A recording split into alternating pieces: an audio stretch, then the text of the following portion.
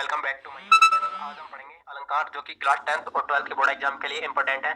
तो इस वीडियो को बिना स्किप किए एकदम लास्ट तक देखते रहना। तो चलिए स्टार्ट करते हैं। सबसे पहले ये देख लेते हैं कि अलंकार किसे कहते हैं। ठीक है, देखिए जिस प्रकार से मनुष्य की शोभा बढ़ाने के लिए आभूषण यानी कि गहनों की आवश्यकता होती है, ठीक उसी प्रकार से काव्य की शोभा बढ़ाने के लिए अलंकार के तत्वों की आवश्यकता होती है। ठीक है, इस प्रकार से हमने इसमें एक लाइन लिखी है, काव्य की शोभा बढ़ाने वाले तत्वों को अलंकार कहते हैं। ठीक है, काव्य की शोभा बढ़ाने वाले तत्वों क्या कहते हैं? अलंकार कहते हैं।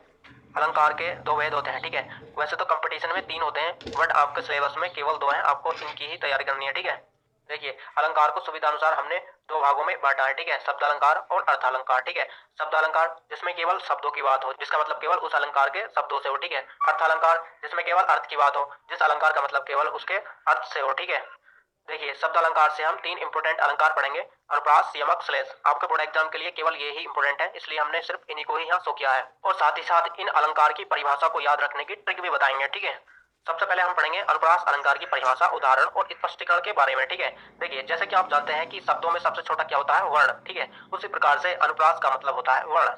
यदि आप अनुप्रास का वर्ण याद रख लेते हैं, ठीक है, तो आपको इसकी परिभाषा भी आसानी से याद हो जाएगी। ठीक है, सबसे पहले हम पढ़ेंगे शब्द अलंकार से अनुप्रास अलंकार। जैसा कि हमने बताया कि अनुप्रास अलंकार का मतलब होता है वर्ण, तो इस परिभाषा में वर्ण की बात कही गई है। ठीक है, तो इसकी परिभाषा है, जहां पर किसी व्यंजन वर्ण की बार बार आवृत्ति होती है वह अनुप्रास अलंकार होता है। ठीक है, देखिए व्यंजन वर्ण वे होते हैं जैसे कैक है, गैक है, इससे आगे के सभी वर्ण व्यंजन वर्ण कहलाते हैं। ठीक है, एक बार दोबारा देखते हैं, जहां पर किसी व्यंजन वर्ण की बार बार आवृत्ति होती है वह अनुप्रास अलंकार होता है। ठीक है, जैसे कि उदाहरण में आप देख सकते हैं, रघुपति राघव राजा राम। ठीक है, इसमें रे वर्ण की आवृत्ति बार बार हुई है। ठीक है, तो इस प्रकार से इसमें अनुप्रास अलंकार है। ठीक है, अब हम इसके दूसरे उदाहरण को देख लेते हैं, चारों चंद्र की चंचल किरणें खेल रही हैं जल थल में। ठीक है, इस प्रकार से इस उदाहरण में भी च वर्ण की आवृत्ति यहाँ बार बार हुई है, जो कि एक व्यंजन वर्ण है। ठीक है, देखिए जो दूसरा उदाहरण है हम इसका स्पष्टीकरण कराते हैं, और पहले उदाहरण का स्पष्टीकरण आपको लिखना है। ठीक है, देखिए स्पष्टीकरण में आपको इस प्रकार से लिखना है, इस उदाहरण में च वर्ण की आवृत्ति कई बार हुई है। कौन से उदाहरण में? दूसरे में, चारों चंद्र की चंचल किरणें, इसमें क्या है? च वर्ण की आवृत्ति यहाँ कई बार हुई है। ठीक है, इसलिए यह अनुप्रास अलंकार है। यदि आपको पहले उदाहरण का स्पष्टीकरण लिखना है तो आपको च के स्थान पर क्या करना है? रे। ठीक है, इसमें लिखना है, इस उदाहरण में रे वर्ण की आवृत्ति कई बार हुई है, इसलिए यह अनुप्रास अलंकार है। ठीक है, तो इस प्रकार से अनुप्रास अलंकार की परिभाषा, उदाहरण और स्पष्टीकरण कंप्लीट होता है। अब हम पढ़ेंगे नेक्स्ट जो अलंकार है, यमक अलंकार। ठीक है, देखिए यमक अलंकार को याद रखने की ट्रिक है, यमक का अर्थ होता है दो। यदि आप इसको याद रख लेते हैं तो आपको परिभाषा आसानी से याद रह जाएगी। ठीक है, तो इसकी परिभाषा है, जहां पर एक ही शब्द दो या दो से अधिक बार आता है किंतु हर बार अर्थ भिन्न होता है। जहां पर एक ही शब्द, जैसे कि उदाहरण में देख सकते हैं कनक कनक, एक शब्द है, यहाँ पर 2 बार आया है, पर इसके अर्थ कितने निकलेंगे? यहाँ पर 2 निकलेंगे।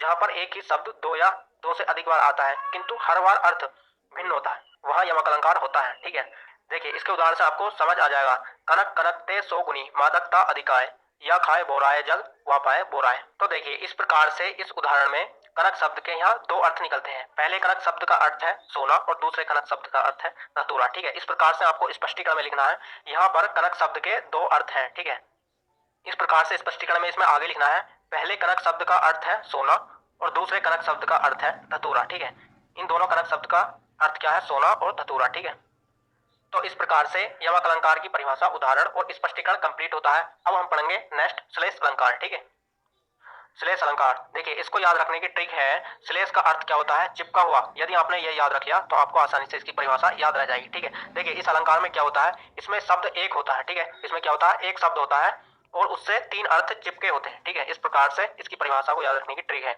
तो इसकी परिभाषा है, जहां एक शब्द से 2 या 2 से अधिक अर्थ प्रकट होते हैं वह श्लेष अलंकार होता है। ठीक है, यानी कि शब्द एक होगा और 2 या 2 से अधिक अर्थ प्रकट होंगे, वहां कौन सा अलंकार होगा? श्लेष अलंकार। ठीक है, तो इस प्रकार से आप उदाहरण में देख सकते हैं, देखिए इसका उदाहरण है, रहीमन पानी राखिए बिन पानी सब सून, पानी गए न उभरे मोती मानुष चून।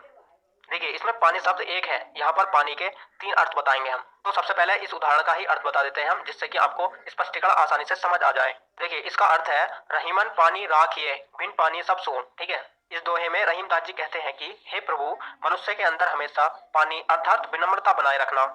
पानी गए न उभरे मोती मानुष चून, क्योंकि जिस तरह पानी अर्थात चमक के बिना मोती का कोई मूल्य नहीं, और जिस तरह चूने में पानी डालने के बाद ही चूने का उपयोग होता है, बिना पानी के चूने का कोई उपयोग नहीं होता। यदि आपको इस दोहे का अर्थ समझ आ गया है तब आप इसका स्पष्टीकरण आसानी से लिख सकते हैं। देखिए स्पष्टीकरण में लिखना है, इस दोहे में पानी शब्द के 3 अर्थ हैं। इस दोहे में जो पानी शब्द आया है यहाँ पर इसके 3 अर्थ हैं, ठीक है।